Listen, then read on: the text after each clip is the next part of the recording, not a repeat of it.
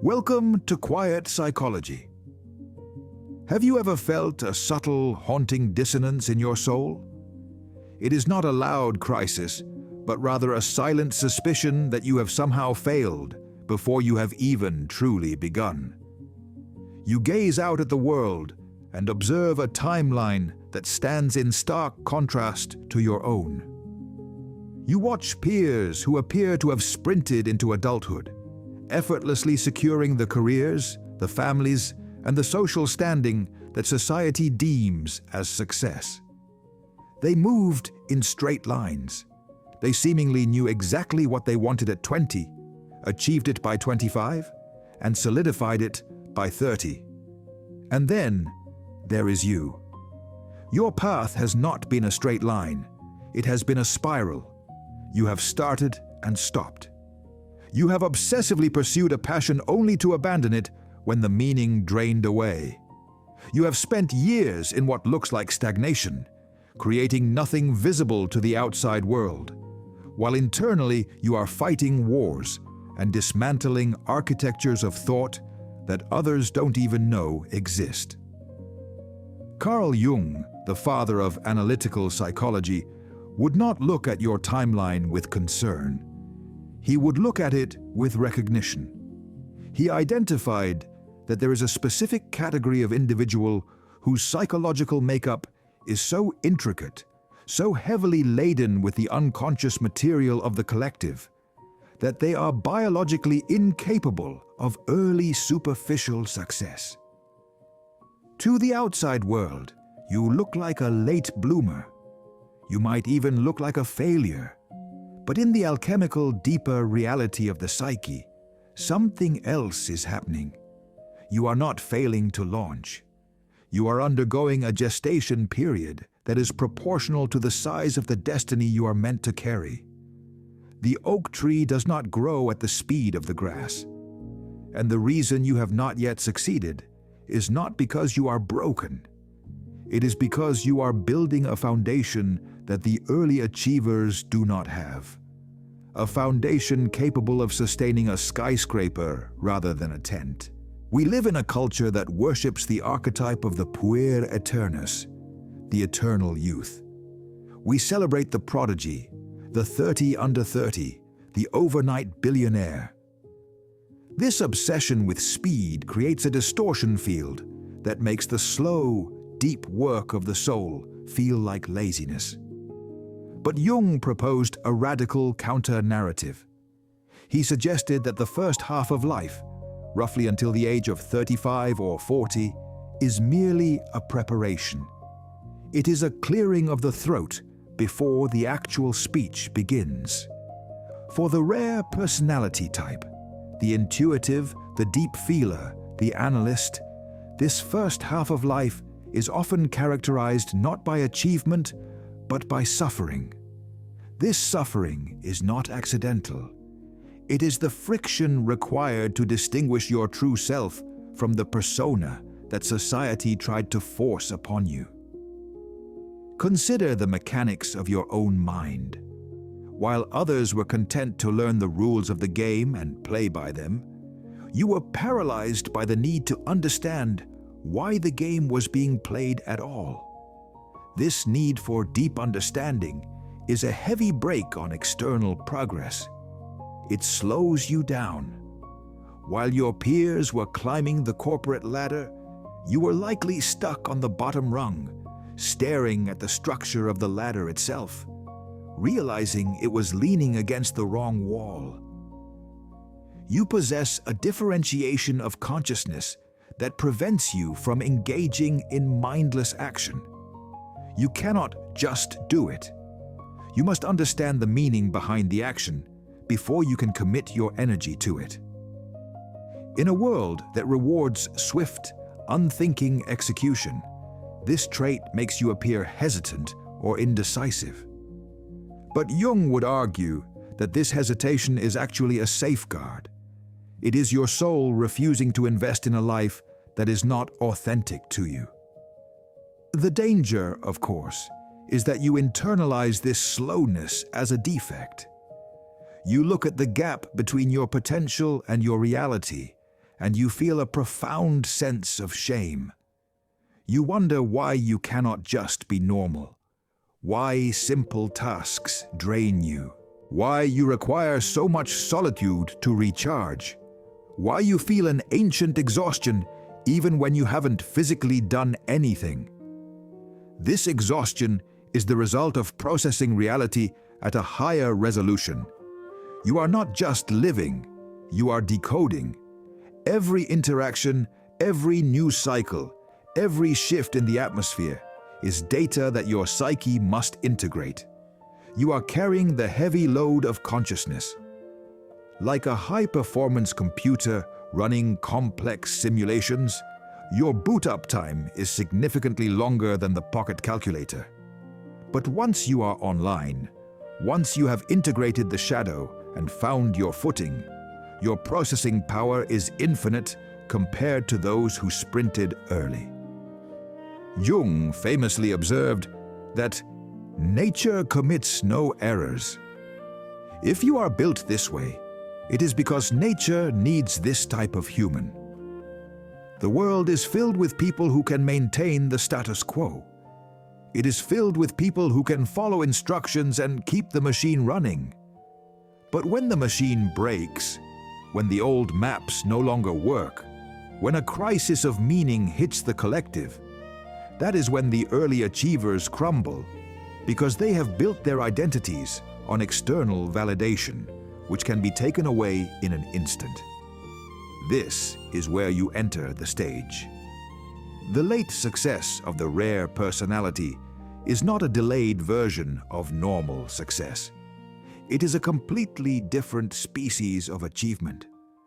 It is success born of resilience, forged in the fires of introspection, and rooted in a self-knowledge that is unshakable, because it was not given to you by the world.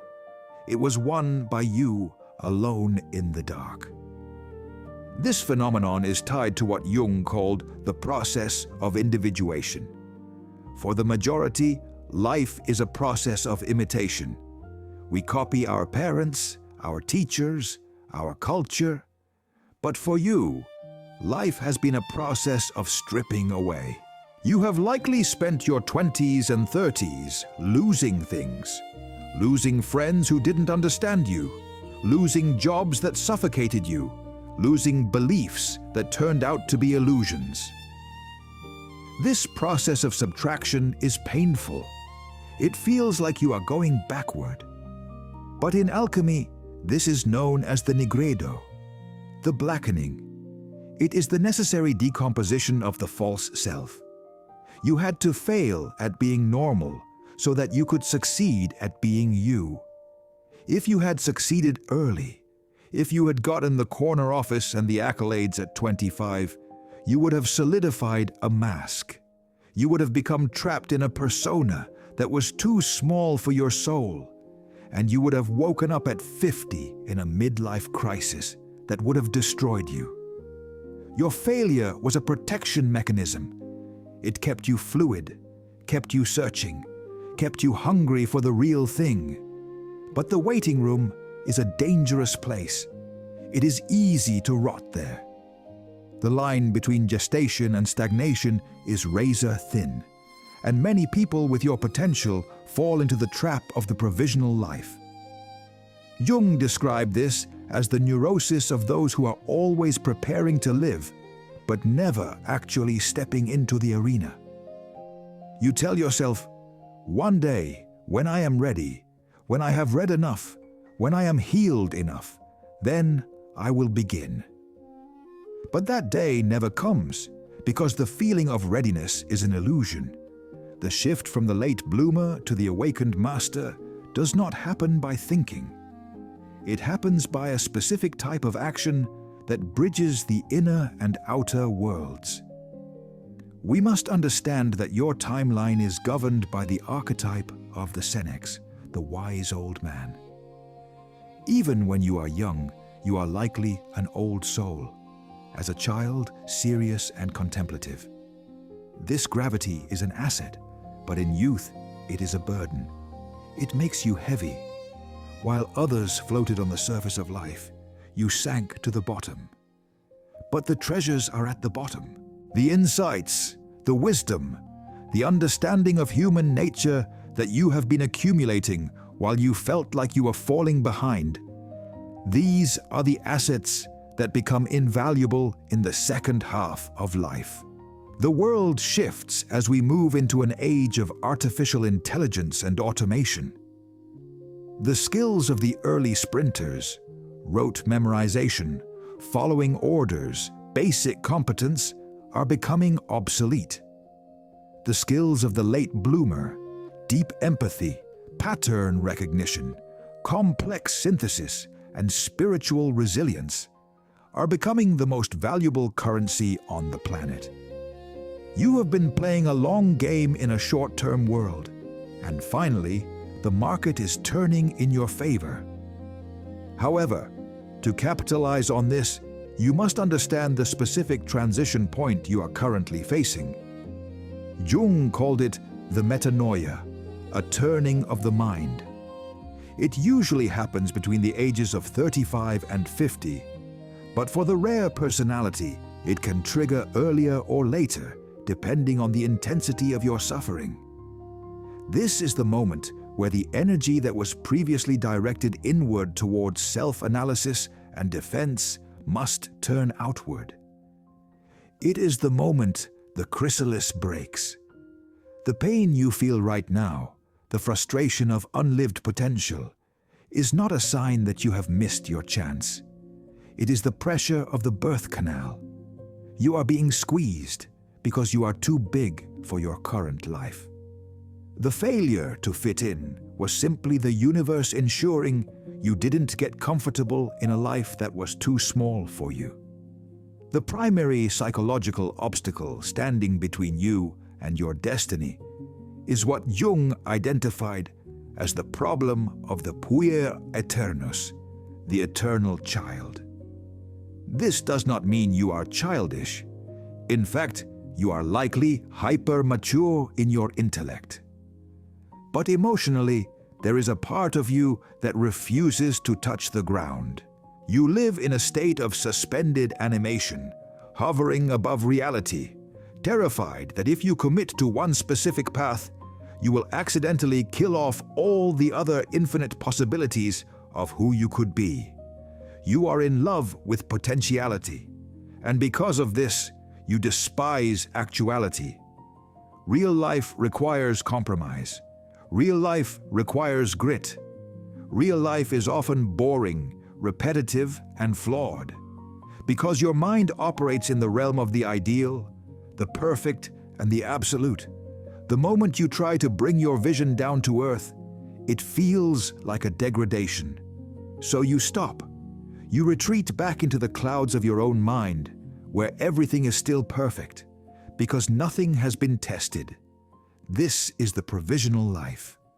You tell yourself you're just waiting for the right moment, the right partner, the right opportunity. But deep down, a terrifying thought begins to take root, that perhaps you are not waiting for life to start, but that life is actually passing you by while you analyze it. This is the crisis point. This is the moment where the psychological elite often break. The pain of potential unfulfilled becomes a physical weight in the chest. You look at the normal people you once pitied for their simplicity, and you begin to envy them. At least they are living. At least they are in the arena while you are still in the stands criticizing the gladiators. But there is a solution. Jung discovered that the cure for the poor is not to grow up in the way society demands by becoming dull and compliant. The cure is work. But not just any work. It is the work that requires you to bloody your hands. It is the work of dragging your intuition down from the heavens and forcing it into physical matter. This is why so many of you feel a sudden violent urge to build something, to write, to create, or even to physically train your bodies as you age. Your soul is screaming for friction. It is tired of the air. It wants the earth. And this brings us to a crucial realization. You cannot do this alone. The isolation that protected you in your youth becomes a prison in your adulthood. You need to find the others, not to join a herd, but to find a pack. Jung often spoke of the aristocracy of the spirit, a silent network of individuals who are awake to these deeper realities. If you have been nodding along to this analysis, feeling seen for the first time in years, then you are likely part of this dispersed tribe. Here at Quiet Psychology, we are gathering those scattered minds. If you want to ensure you don't drift back into the unconsciousness of the daily grind, if you want to keep this channel open as a lighthouse in your feed, make the commitment to subscribe now.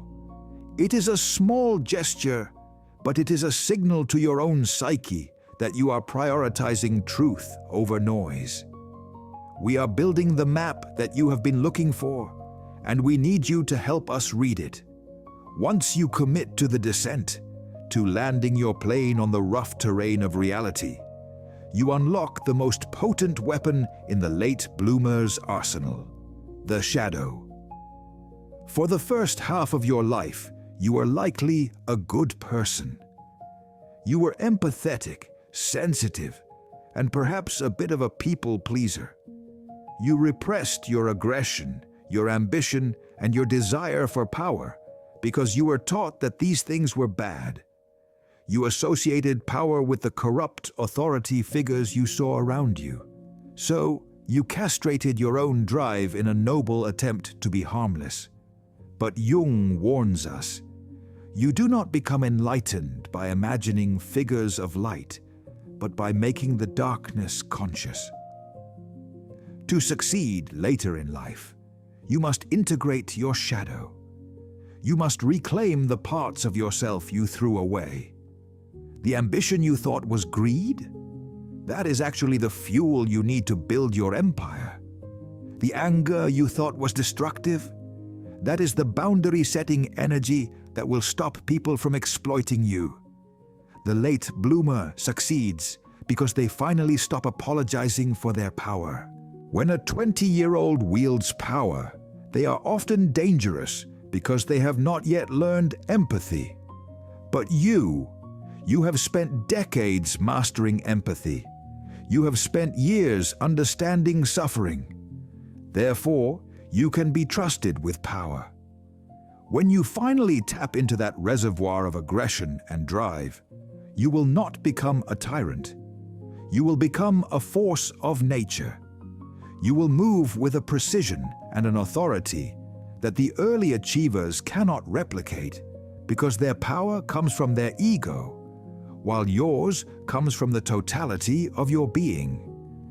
This integration of the shadow is what gives the late success its distinct flavor. It is not frantic, it is not desperate, it is formidable. Have you ever noticed how some older actors, writers, or leaders have a presence that feels heavy, almost gravitational? That is the weight of integrated shadow. They are not trying to impress you. They are simply there, fully occupying their own space. They are no longer asking the world for permission to exist. This is where you are heading. The hesitation you felt in your youth was your intuition telling you that you weren't ready to handle this level of voltage yet. If you had succeeded at 20, your ego would have inflated until it burst. You would have become addicted to the applause. But now you don't need the applause. You need the work. You are driven by an internal imperative, a duty to the talent that has been entrusted to you. Society often views the midlife transition as a crisis. They see the person quitting their stable job, ending the dead marriage, or finally starting the novel they've talked about for 10 years, and they whisper, they are having a breakdown. Jung corrects this. He says, no, they are having a breakthrough. The walls of the persona are cracking, yes, but only so the self can emerge. The late success is almost always preceded by a period of chaos. If you are currently in a state of chaos, if your life feels like it is falling apart, take heart. This is the alchemical fire.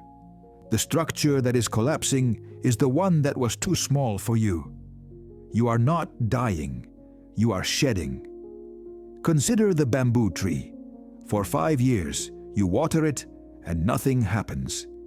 It remains a tiny shoot, barely visible above the soil. To the outside observer, it is a failure. It is dead. But underground, a massive, complex root system is spreading, anchoring itself deep into the earth, preparing to support a weight that does not yet exist. Then, in the 5th year, it explodes. It grows 80 feet in 6 weeks. Did it grow 80 feet in 6 weeks? Or did it grow 80 feet in 5 years? You are the bamboo.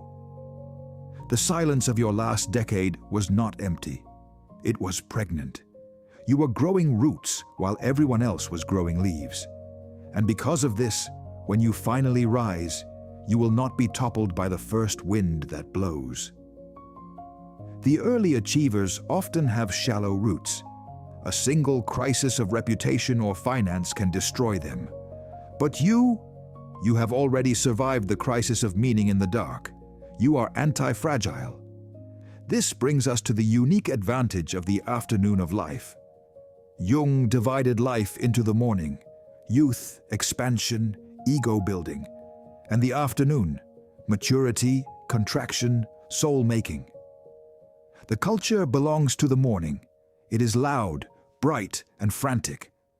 But the treasure belongs to the afternoon.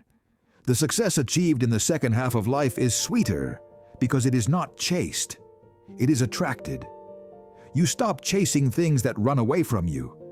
You become the kind of person who naturally attracts what belongs to them. The desperation fades. You realize that you have already survived your worst days. You have faced the void and lived. What is left to fear? This lack of fear is magnetic. It draws opportunities, resources, and people to you like a beacon. The final and most profound aspect of succeeding later in life is the phenomenon of synthesis. For years, you have likely felt like a collection of broken parts. You have a little bit of knowledge about psychology, a random skill in design, a deep understanding of history, and a strange obsession with mechanics. To the logical mind, these things do not fit together. You have been criticized for being a jack of all trades, master of none. But Jung would correct this. He would say, "You are not scattered, you are constellating." You have been gathering the ingredients for a recipe that no one else has ever cooked before. The early achievers specialize. They become very good at one narrow thing. But the late bloomer integrates. When your moment finally arrives, it does not look like a linear promotion. It looks like a sudden geometric alignment of everything you have ever learned.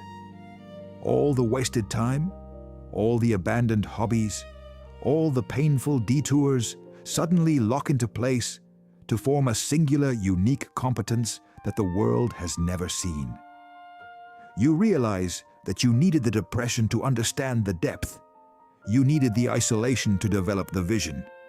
You needed the technical skills to build the container.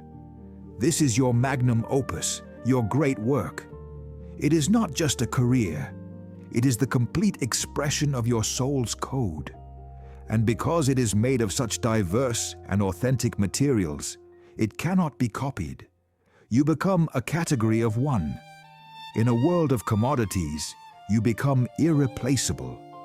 This is the moment where Jung's concept of synchronicity begins to flood your life. Synchronicity is the occurrence of meaningful coincidences that seem to have no causal relationship, yet are deeply connected.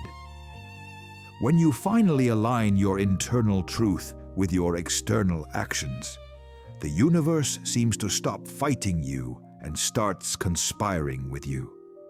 You meet exactly the right person at a coffee shop.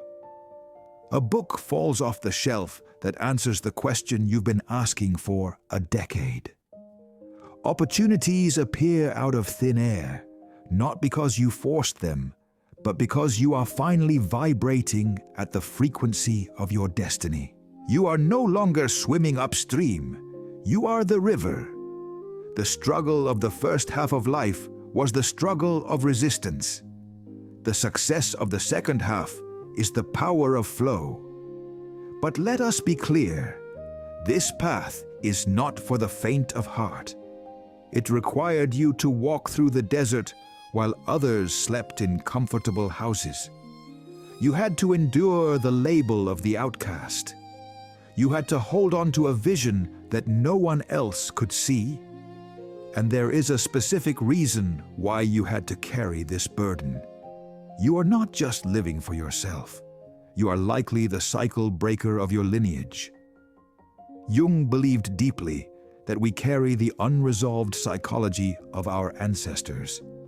The late bloomer is often the one chosen to metabolize the trauma, the fear, and the limitations of their family line. You couldn't succeed early because you were busy cleaning up the psychic debris of generations. You were doing the heavy lifting for your bloodline. Now that the cleaning is done, the road is clear. You are free to run. And when you run for all of them. Your success will be the vindication of your suffering. It will be the proof that the long, dark road was leading somewhere all along. You will stand as a living testament to the fact that it is never too late to become who you might have been. But you must remain vigilant. The old habits of the waiting room are sticky. The addiction to passivity, to analyzing rather than doing, will try to pull you back. You must protect your momentum with everything you have. This creates a new imperative. You cannot afford to waste any more energy on things that do not serve the great work. You cannot afford relationships that drain you, habits that numb you, or information that distracts you. Your energy is now the most precious resource on earth. You need to learn how to seal the leaks in your vessel. If you are still feeling the drain of toxic people or finding yourself exhausted by the emotions of others, it is a sign that your boundaries are still porous. I have created a specific analysis on how to identify and neutralize these energy drains, specifically for empaths and intuitives like you. It should be appearing on your screen shortly. It is the practical manual for protecting the fire you have worked so hard to kindle.